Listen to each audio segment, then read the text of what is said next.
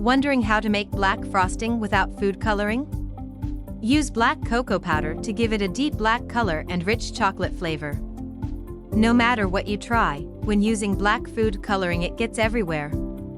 We hate it, and what's even worse is when it stains your entire mouth for the rest of the day. Luckily, this recipe has the perfect solution for making black cake frosting without having to use any food coloring. Black cocoa powder. It is the most processed form of cocoa powder available and has a very dark color.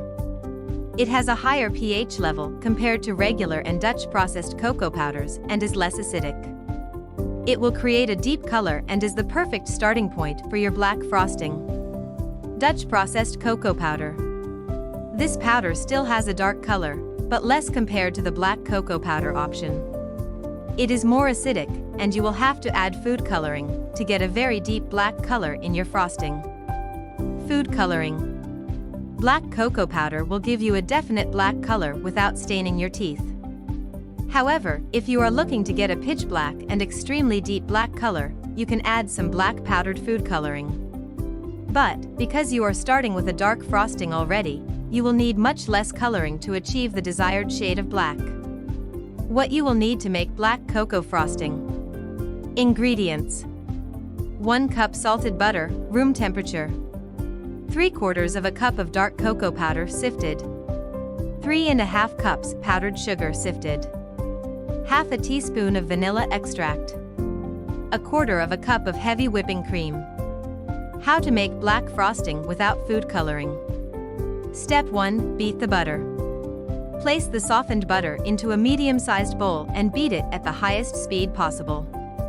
Make sure to beat it until it's light and fluffy. This can take up to 10 minutes depending on the quantity you are making. Step 2. Add the dry ingredients. Add the sifted cocoa powder and powdered sugar. You can work in smaller batches if you'd like. Make sure to scrape the sides of the bowl to ensure all of the ingredients are evenly incorporated. Only mix the ingredients until they are well combined. Step 3. Add the wet ingredients. Add the vanilla and half of the milk to the bowl. Beat the frosting for about 3 minutes to check the consistency. If your frosting is too stiff, add more milk and continue beating. Again, beat the frosting until it is light and fluffy. Tips and tricks. When it comes to making frosting, you can never overbeat it. You want to get a super fluffy consistency, and the best way to achieve that is by beating your butter and frosting for several minutes. Remember to scrape the sides so that all of the ingredients are evenly incorporated. Always make sure that all of your dry ingredients have been properly sifted, especially the cocoa powder.